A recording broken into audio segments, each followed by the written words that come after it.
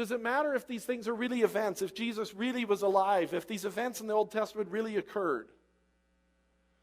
Well, Josh McDowell thought they didn't occur, and he set out to prove they didn't occur, and he thought it was really important to prove they didn't occur. And like Sir William Ramsay, you know what happened to him? He became convinced they occurred. He wrote a couple of different books. Evidence That Demands a Verdict, volumes 1 and 2, and Evidence That Demands a Verdict is simply chock full of the evidence. How about Lee Strobel? Lee Strobel was a journalist who decided that journalistic integrity demanded he prove that the claims of Christ and the claims of the Old Testament were false, so he decided to step in and decide whether it mattered or not. He decided to prove them false, and what happened to him? He ended up believing them and wrote a couple of books called The Case for Christ, The Case for Faith, and The Case for a Creator. That would be more than a couple, I know. How about C.S. Lewis?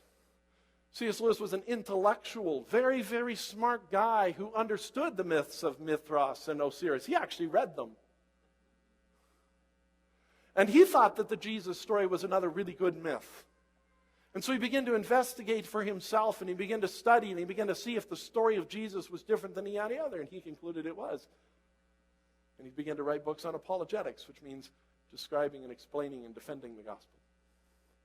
G.K. Chesterton was an influence on C.S. Lewis. George MacDonald, another one. Also two people who believed the Scripture couldn't be right and decided to prove its falsehood and ended up being converted by that proof. J.R.R. Tolkien. He's a name you probably hear today. He's the guy who told C.S. Lewis, hey, the story is more than a story. C.S. Lewis made the argument to Tolkien that all stories have power, so why does it matter if it really happened? J.R.R. Tolkien said it matters. It makes all the difference in the world. And you know it. Think about it. Søren Kierkegaard, great philosopher. One of his most famous books is called Either Or. You know why it's called that? Because his whole argument is this. Either Jesus died and came back to life, or he didn't. And you know what he follows it up with? It makes all the difference to you. That's what he says. Either he died or he didn't. And if you're a Christian who says it doesn't matter, if it doesn't change your life knowing that he came back to life, says Kierkegaard, then you're crazy. He says it makes a difference. Samuel Ramsey, we already looked about. T.S. Eliot, poet. The love song of J. Alfred Prufrock, which all of us were forced to read in high school and didn't understand a word of, became a believer when he studied the Scriptures and looked in to see what they were saying. Isaac Newton, who wants to be remembered for his theological commentaries more than he wants to be remembered for his great science. And it's just too bad because his commentaries are not that good. But he's a believer.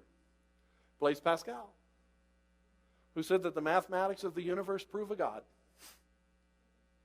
And it matters. And it matters. Ask the 11 apostles who all died defending the resurrection of Christ. Just think about that for a moment. You're claiming you saw Jesus come back to life. And that's all well and good if it brings you power and prestige, if you get to go on TV and be a big televangelist making a lot of money. You get to go on TV and do that, but is that what it brought the apostles? No, it brought them death. It brought them torment. It brought them persecution. If they knew what they were telling was a lie, and they were in a position to know, then they would have recanted. They would have said, whoa, whoa, it was all fun and games, but now you're starting to chop heads off. It's crucifixion upside down. Don't think I'll go for that, says Peter. I made it all up. No, none of them did that. They went to their death defending that they had seen the risen Lord. There were rumors floating around at the time of the apostles. You see it written right into Scripture. They began to send out rumors that the apostles had stolen the body. Or that Jesus had never been dead. He'd just been chloroformed or drugged. And that he'd been laid in the grave and then taken out and brought back to consciousness. The apostles were in a position to know the truth or falsehood. You could tell the difference between chloroform and death. Ask Nicodemus, who gave up his prestige. He's a teacher. He's a Pharisee. He comes to Jesus in the middle of the night. And every evidence is he follows Jesus the rest of his life. Joseph of Arimathea, another one, a member of the Sanhedrin who misses apparently the final vote on Jesus. And then publicly gives up his tomb to this heretic. Does it matter? Of course it matters. These people staked their lives on it. Countless missionaries like Jim Elliot who go to their death saying, it is far better to lose the whole world, even my life, than to lose my soul and gain everything.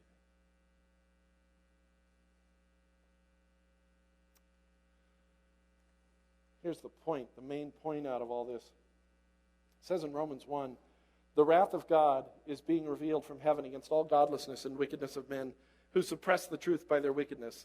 Since what may be known about God is plain to them, because God has made it plain to them. For since the creation of the world, God's invisible qualities, his eternal power and divine nature have been clearly seen, being understood from what has been made, so that men are without excuse. For although they knew God, they neither glorified him as God nor gave thanks to him, but their thinking became futile and their foolish hearts were darkened. Although they claimed to be wise, they became fools and exchanged the glory of the immortal God for images made to look like mortal man and birds and animals and reptiles. Therefore God gave them over in the sinful desires of their hearts to sexual impurity for the degrading of their bodies with one another. They exchanged the truth of God for a lie, and they worshipped and served created things rather than the Creator who is forever praised. God says you're without excuse. He says the universe itself proclaims the reality of God. Too many in this world want to give you the excuse that the Bible's unreliable. I hope I've damaged that excuse this morning and last week. I hope that you can lay aside the question about whether you can trust the Bible and understand that the Bible, the universe, the resonance in your own soul all tell you what you know to be true. God is God.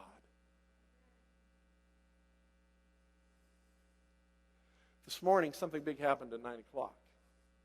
I'm going to go ahead and have the music team up. I promised them we'd sing the last song. We'll have to skip the coffee chat this morning. We're going to sing the last song. But this morning, something big happened at 9 o'clock. And I asked you if it mattered. Does it matter to you? Something happened and you weren't there to see it. Something happened and you missed out on it. Does it matter? The fact that you weren't there, does it make it less important to you? How many of you could comfortably, some of you can, but just think about this, how many of you could comfortably, reasonably go home and walk out of here without asking somebody what happened this morning at 9 o'clock? What happened? Because you don't know if it matters. If it happened, it matters. You know what the big thing happened this morning at 9 o'clock was? Everybody who was here at 9 o'clock heard me say, I'm going to tell everybody the rest of this morning that something big happened at 9 o'clock. That was the big thing. And I'm not trying to make you look foolish, because I don't even remember who was here and who wasn't. But I want you to recognize what happens, whether you're here or not, matters, doesn't it? What if there'd been a big fight? Or what if we made a decision that we were going to move the church to Nantucket? It matters. We're not. That would be a stupid thing. No, we're not. It matters. What happens in history matters. Whether Jesus came back to life or not matters. Whether he lived on this earth or not matters. Christianity is not a social construct. It's not a community alone. It's not simply something we do. It's not something that occupies our Sundays. It matters. And I want you to start thinking about the Bible and asking yourself the question, if it matters this much, like Kierkegaard, if it's really true, shouldn't it impact your life more than it does? Shouldn't it affect what happens from the moment you wake up in the morning till the moment you lay down at night, and even then? Doesn't it matter? It should make all the difference in the world. Let's sing this last song. Real quick.